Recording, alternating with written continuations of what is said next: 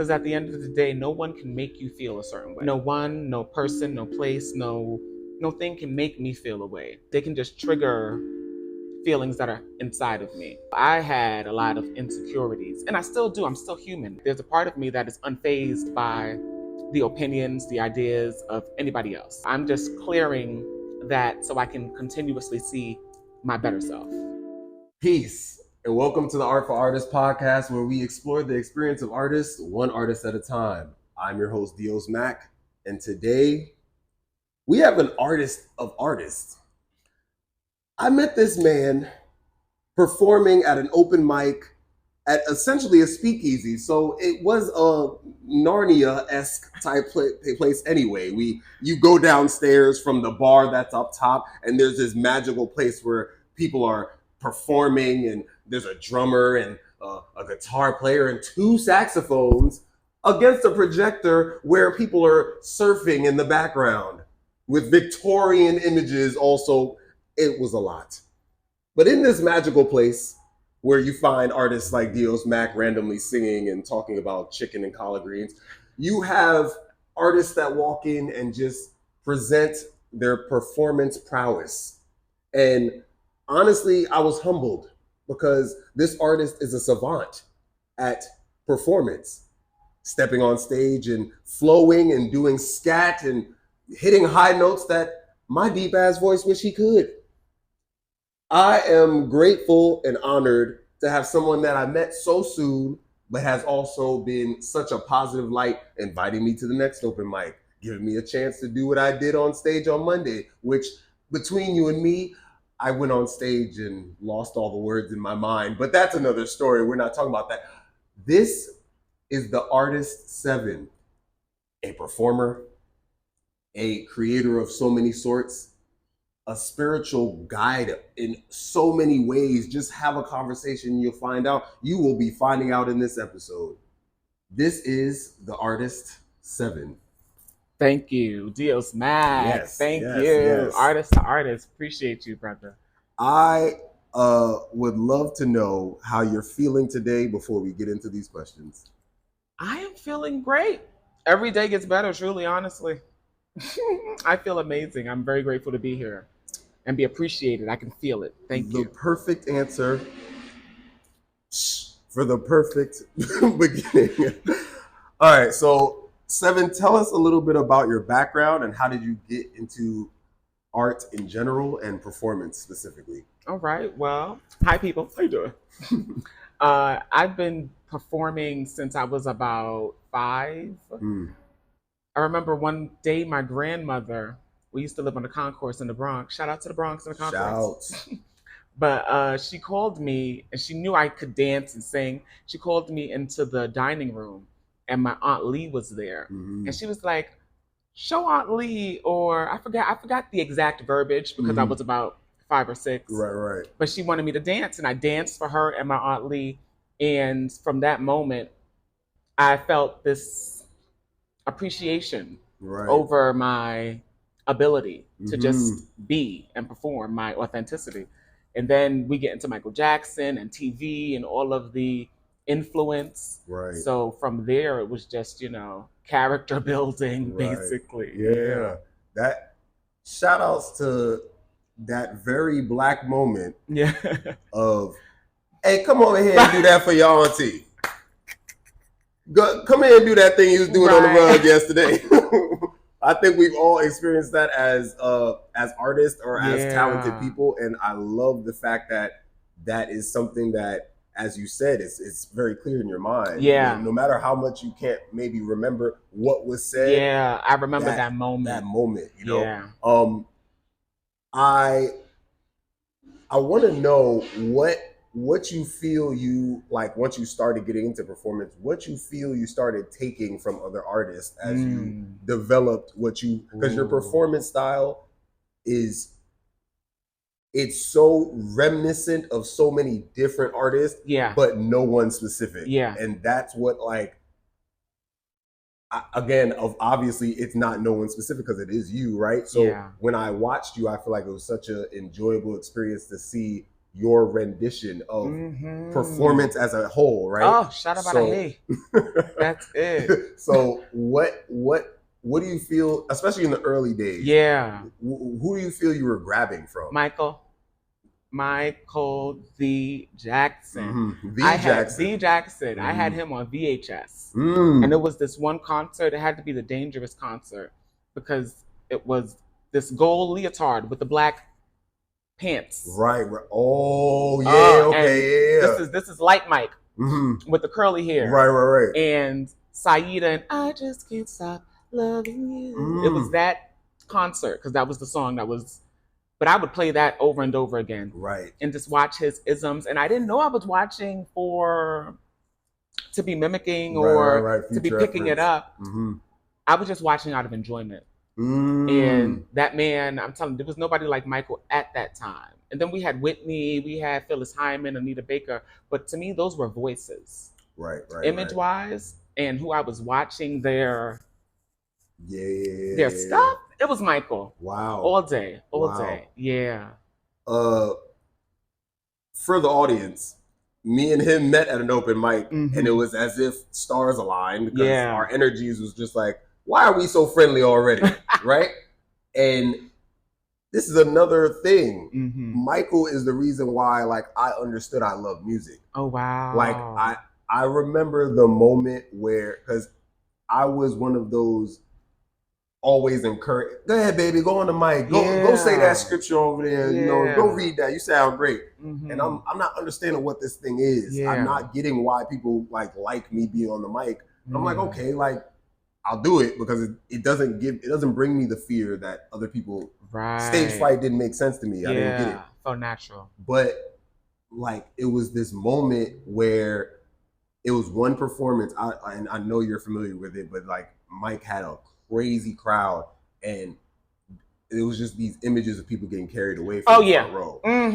That effect. That's when he had that black jacket with the stuff on. That just standing there. Moment, like it spoke to me in a way that I wasn't ready to be spoken to. Because I was like, you could do that with this mic. Like, and I'm sitting there, and mind you, I went through so many versions of myself. The iteration of me being a basketball player was so long of my life that I took a very long time to come back around to like, no, you like to perform and you should be doing this. Right? And that is the one thing that like, I think it was, for me, at least in my journey, was a gift and a curse. Because it was a gift because I knew the power of what it could do. The curse was like, I only compared myself to having that effect. So when people weren't fainting when I started my journey of singing, I'm like, no, this must not be for me. But it's funny because, you know, early days of me like studying music and learning music production and studying what vocals are, one of the books said the most cleanest thing, and this is for every artist or person that thinks they want to sing. Our idea of what a good singer is based off of the most popular singer of the day. So if you do not have that voice that sounds like that singer, i.e. Chris Brown, i.e. Michael Jackson, i.e. Prince, if you don't sound like that, you still can sing. But people may tell you around you, you can't sing, but their idea of a singer, you know? So I needed that, especially on my journey, because when I got back into it, I was in a very like solo moment. So I didn't have a lot of people to like tell me their opinions. So I really dove into the information rather than wait for the opinions to guide my journey, you know? Again, I'm grateful for this because I know your reflection is going to bring stuff out of me I wasn't even thinking I was going to talk about. You too. Thank you. Like, this is amazing. What struggles did you find along your journey that may have kept you from performing or making your art? The struggles. You know what? My mental. Not even gonna lie. Can't even lie. Because at the end of the day, no one can make you feel a certain way. No one, no person, no place, no thing can make me feel a way. They can just trigger feelings that are inside of me. So I had a lot of insecurities, and I still do. I'm still human. Unfortunately. Steven, stop. But I have I wouldn't say a lot of insecurities, but I have insecurities that I'm still pushing through and developing through, and they're all in my mind. Because when I step out into the world, everyone sees me a certain sort of way. And when I'm performing or when I'm exhibiting or when I'm being, I can probably feel a way that is not that way, that I'm seen or appreciated. So that's why I do a lot of inner wellness work, a lot of tapping into my higher source, God, my higher self, because I know that there's a part of me that is unfazed by the opinions, the ideas of anybody else. Right. So I'm just clearing that so I can continuously see my better self. Wow. Yeah. Wow. I feel like that is such a perfect answer universally. Yeah. Because I feel like that's the only thing that ever keeps us from anything we desire. Yeah, paying attention to that which is outside of myself. That would be the struggle. That's it right there in a nutshell. Paying attention to that which is not me and not giving me and my worth enough credit. Yeah. Now I'm doing the opposite. I know I'm worthy. Right. Okay, so can you give us one of the ways that you started feeling like you had not obviously there's never a perfect level of control, but just a little bit more. Like what is your golden tool for finding that peace within yourself, especially on a daily basis? Oh, I was about to say Sharana, but it would be meditation. Okay. Meditation, and I bumped into transcendental meditation about 2 years ago. And that just means I transcended the part of myself that was based in fear, based in ego, based in control. So now I'm not based in that control. I release it, and the more I release it, the more I have it. Right. It's really wild. But through the meditation and finding my own breath and finding my mental alignment, like mental clarity, focus, I started Point of Focus Productions because it was so it was so profound to me, and something moved me to share with other people, because I do believe in oneness, and I know what helps me can possibly help you. And don't keep your gems to yourself, and hold space for other people to just, in this world of hectic mania, taxes, bills, jobs, jealousies, and all of these things, to have a space. So the meditation and breath work help me. They just help me daily. And I tap in, they make me stronger. And when I step into places and people say, "Oh, I like your energy. I appreciate your energy." I'm like, really? It's not about my clothes. It's not about my hair. It's not about my jewelry. Energy is the thing that makes me like, you like my energy? That means it's working, darling. Thank you. I'm working on myself because it's intentional. And there's a part of myself prior to me being intentional with not only like breath work and meditation, but on a mental plane, not judging anybody, stopping the expectancy of negativity, actually being optimistic in my mind. Like, Stephen, you can step outside and be safe. It's okay. Nobody's after you. It's okay. The news will tell me that there are people after me. My past situations will tell me to be safe and to be on guard. But now that I know that there's something and a lot of things working on my behalf, I release it. Yeah. Wow. I love that idea. I feel as a man that always, I'm reading the Quran right now, and the way that it put it was like a man that seeks truth. Sometimes I'm just saying it's like I'm seeking God, or when I was younger, I was like, I'm seeking myself. I thought that was what it was, but I'm seeking a truth. And as I seek truth, I think one of the most beautiful things I stumble upon is that reality of like, if you truly are in faith, and you truly feel this faith that something has you, then you will allow things to happen rather than, oh no, I'm guarding against everything that happens. Like, how could you guard yourself against the creation of the creator, So you better talk it. I say God is a God, universe, source, because God has a lot of connotations to it. Yeah, of course. And God can have trauma attached to it for some people. Right. So they don't allow themselves to actually believe or have faith in that which they cannot see. Because that's really what it boils down to. There's something here that we cannot see. Right. Just like we are breathing and we can't see our breath, but without that breath, guess what you are? Not here anymore. So you have to give honor to that. But oh gosh, where was I going? My thought. No, not it leaving me. Oh, God is a practice. Yeah. God is a practice. Yeah. So it's not something that you believe in, then you'd be like, oh, I believe it. Right. No, how do you treat people? How do you treat yourself? What do you expect? How are you in the world? And we have to practice the idea of unconditional love, practice togetherness, practice oneness. It's not something that you just believe in and it takes care of itself. It lives through you because of you. So it is up to you to do it. Powerful. Or don't do it and have those receipts in your life. I don't know what that's like, Chad. What is your most prized creation or performance, act, art piece? What is your most prized creation and why? Gosh.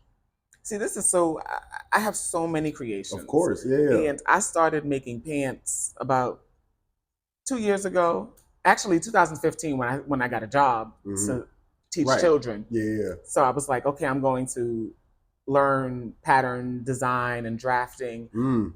But over the past 2 years, I've made at least 50 pairs of pants. Wow. And this has, again, come from meditation, clearing my mind, stopping the use of certain drugs and incoherences or influences or interjections into my life. And that comes from many things like sex, drugs, of course, people, places, and things, putting a lot of things on pause.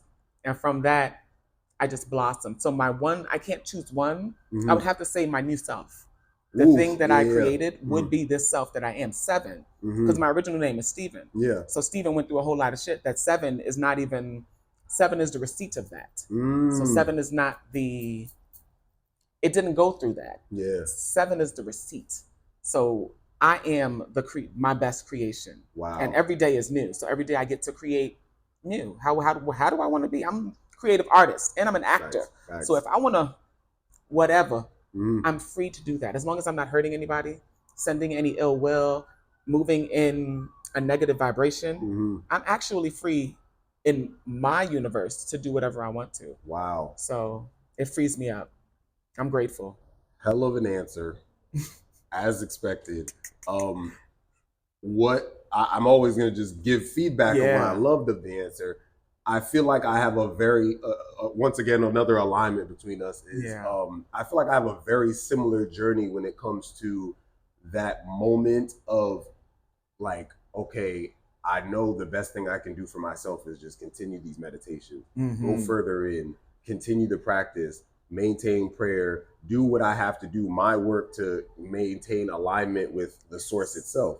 And it's so funny because you saying that answer is like a full circle moment for me because this podcast came from a meditation. Like I literally sat there and I went to this painter's gallery to see his work, but it was random. Like I didn't know the kid. I just went. He comes up to me, has a really in-depth conversation as soon as we meet. And I'm like, those are really heavy details.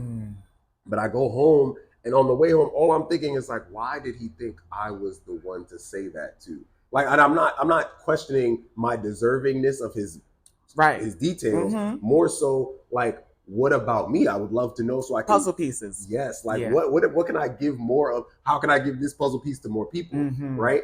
And as soon as I sat down in meditation the next day, it was like I was already seeing the setup of the camera, how I was going to edit. Every last part of it started showing up for me. And I'm like, am I supposed to take this project on? I was like, why else not? Like, I'm doing these artistic things, but I think more of the grateful part of my life is realizing that like, okay, I create and I do the things that I feel are for me, right? Yeah. I make the songs, I make the beats, I sing and I do all the things that I know feed me. But at the end of the day is those projects that come direct from source. Hey, shut up. That I don't have to like, okay. Try. Exactly. I don't have to like prod this thing that's okay. I want to make a sample.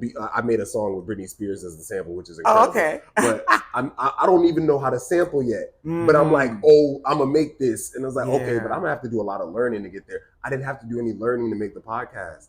It was just like these are your gifts already, and you are already this person that can receive people's information.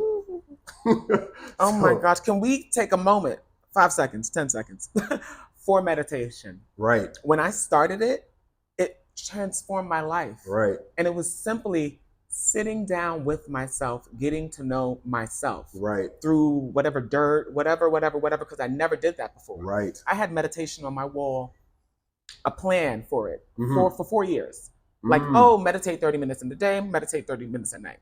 When I wrote it down, I planned on doing it that day. Yeah. But did I do it that day? Yeah, right. No. Right. Not for 4 years until I had certain losses in my life and I was in certain pain in my body and I couldn't rely on doctors or people. Right.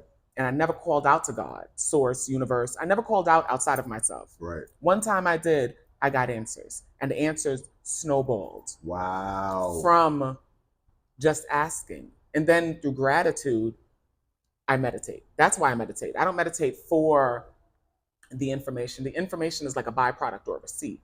It's the gratitude. I'm in just such a grateful, appreciative space to even be able to sit down with myself, because this is the same self who used to drink and drug and would not be in that same. I would be too anxious. Right. I would sit down and be like, okay, I need a blunt. Yeah. Okay, can I get a Modelo? Right. A rosé? Right. Because I was in this energy. Now that energy, my hands are so still. I'm not anxious. I can't get anxious now because it doesn't live inside of my body. Anxiety means I don't know parts of myself and I'm scared inside of my body. I'm not there anymore. I know too much. So now I'm at a more state of calm. But all of that came from meditation.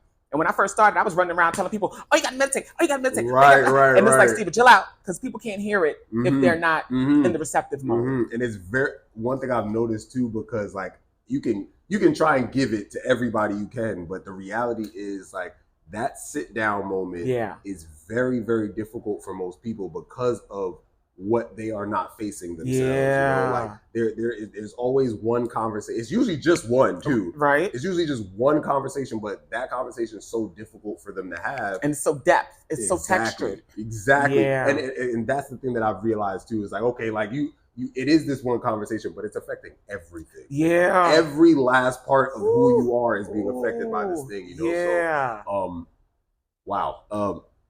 Okay, we got you are your greatest creation. Yes. We're doing amazing with time. Great. What do you see for you and your art if you could create your future? Okay. So I do this thing called visualizing. I know you know visualizing. Of course, yeah. Oh my gosh, it's my favorite. But I've been visualizing just successfully moving forward with my art, having it received. Right. So I create like a child would, just out of joy and out of fun. But now I see that there's a source has dropped it on me, because what I started doing recently was the subway performing. Right. And I got back into that through meditation. Wow. When I first started it, I was going outside with my speaker and my microphone. And I was trying. This is back when I was trying. I was like, I was just in this, like, I want to, but I want to be received. That was at the end of the want to. I want to be received. So I would go outside and I wouldn't get any traction. Whatever that meant, it didn't feel like success at the time because there was so many blockages. Sorry, just so before it touches it. Okay. I'm just. No, it's fine. I'm being an editor right now. Yes, continue, please. But there were so many blockages on the way, and I didn't know that those blockages were signs that wasn't the way. That wasn't the way to do it. Now, after a meditation, I was able to put all of my equipment that source gave me, because I found my mic stand in the subway. I found my tambourine in the subway. I found the little box that holds the money and my signage. Wait, near like a you subway. Found these pieces outside in the subway, randomly at different times. Oh my God. And it wasn't until recently during a meditation that God said, universe said, you don't have to wait. You don't have to wait to be called on. You don't have to wait for Monday, Tuesday, when you don't have to wait to go sing one song. I gave you the equipment. Trust in yourself. Go. And when I went before, the cops would stop me in the train. Where's your certificate and all this stuff? Now I went. It's been so successful. Cops have been there. Cops have seen. I've incorporated cops into my songs because they've been, hey cops, hey, how you doing, God? You know, whatever. Because I want them to see me. And if there is any friction from them, Right. I want to feel it. Because if I don't belong here, I want you to tell me. Yes. And they have not told me I don't belong there. So it's been this divine full circle moment where only me using the equipment have I been successful. And the way I see it going in the future is just me allowing. Because I didn't plan that.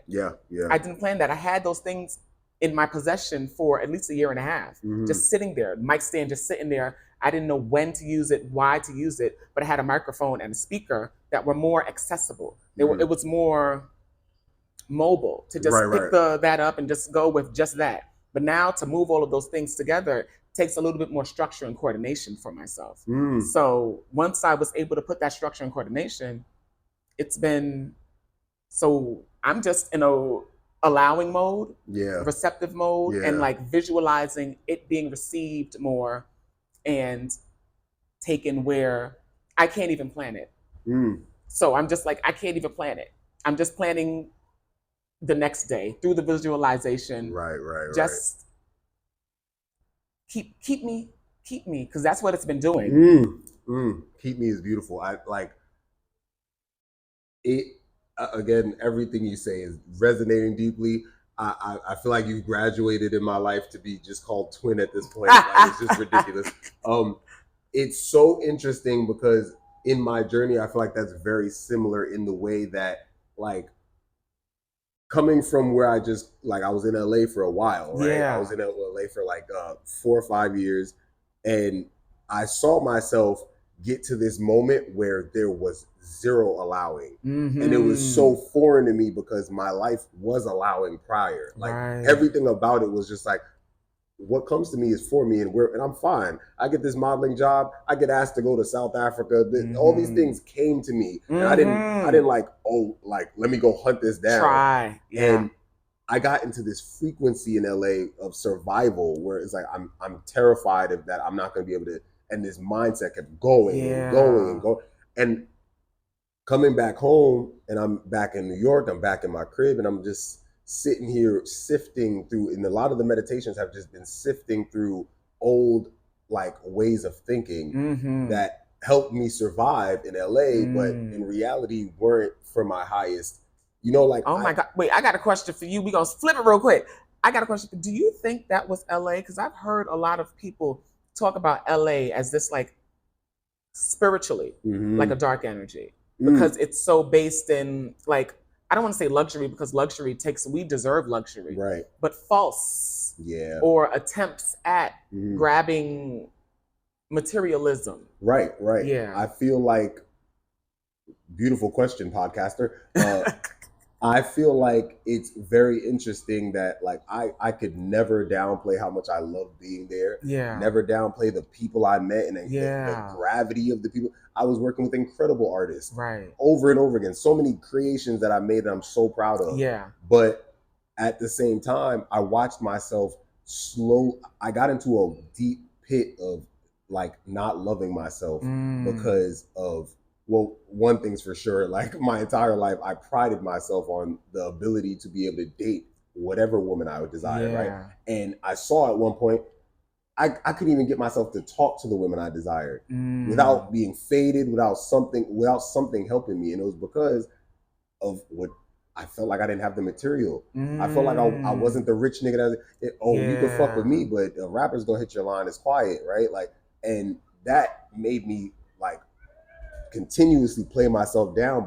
And then all of a sudden I saw myself just, especially when I got into the point where I was living in a car, I just started like staying to myself, stopped wanting to go out. Like as soon as I started living in the car, I was like, I went from promoting at clubs and having a whole table, mad people pulling up, to I just want to be alone. And I kept seeing myself go further and further into alone, and I was like, it's a little scary, but then at the end of the day, no matter what LA was or how it could have affected me, that's what I needed. Because once I got to alone, I got here.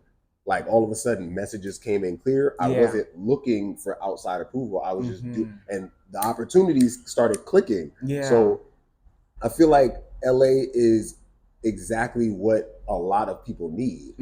You may not enjoy the fact that it's a place where incredibly rich people go and flaunt their richness. But the reality is, if it's not right for you, or Yeah. your spirit is a different kind of spirit, and the value of your life is not completely just material things, Yeah. you will go there and find out what you need to find out about yourself. Yeah. And I think that's what happened to me there, where I spent a lot of my life flaunting what I had, Mhm. but none of it was based off of the work I did. Yeah. You know, it was inheritance. It was, oh, like my parents set me up nicely, and Yeah. I'm used to nice things. Yeah. But this is not. I'm not even prideful in this, because Yeah. I know I didn't do anything for it. So I believe LA just showed me that. Yeah. It's like, here's your reflection, because you know you feel this in your heart of hearts, but you're gonna keep acting like you don't. But it's like, no, now you're seeing a bunch of reflections of people that actually got a bunch.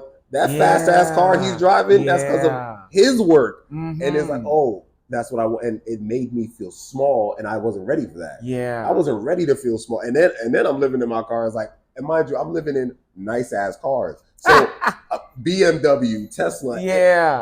I've driven countless cars over there. I looked like that nigga. Yeah. Look, on paper, yeah, I could pick up any girl out, and I did have like girls, but it's like, no, it wasn't. It's the inner. Yeah, like it's my inner truth that at the end of the day, like, I'm, again, if it wasn't for meditation, if it wasn't for my practice, if it wasn't for those 30 minutes a day of quiet, and then writing down what I feel after, is like, I would have never known, like, nigga, this you got good wisdom and discernment, because there's people that can get lost in that, kill themselves. There's so many different variations of not coming out of it. Right. And it's funny because it was even going a little deeper, right? Like, I did my taxes for the year there.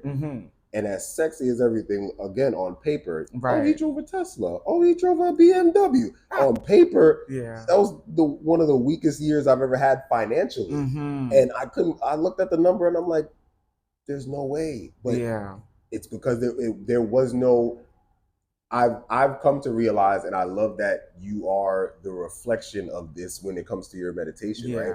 I've come to realize that whatever is coming to you that is not of your spirit, talk about it, is not where your actual wealth is. There's real wealth for you, but if you keep doing things that are lower, or you keep doing the things that are like, okay, I know what my spirit is calling for, but let me get this thing to make sure it's all okay for. If it's not, even if you do that all okay thing, you still need to do that work. You still need to follow what your spirit is telling you. Feed spirit, because that's where your abundance is. Because regardless of, okay, we only think about monetary. Oh, did it make me a whole bunch of money? There's also abundance in the fact that you feel good. And I've that's what I've gotten so. That's why music is such an important thing to me. Performing, because I know that whether it could be the shittiest day or the most beautiful day. And full disclosure, the day that I performed, that I told you I forgot my lyrics. That was a shitty day for me. And I didn't. And mind you, it was, you know, when you have those shitty days and you didn't let yourself figure it out yet. You just start escaping as soon as you can. I decided to escape, and it wasn't to the stage. It was, okay, I'm gonna go to the bottle first, then I'm gonna go to the stage. And that's why the lyrics were gone. It was like I was too faded. You can hear it. I'm watching the video back that you recorded, and I'm like, I took a puff of the I'm like, you just talk about a bunch of drugs. Mind you, didn't smoke that day.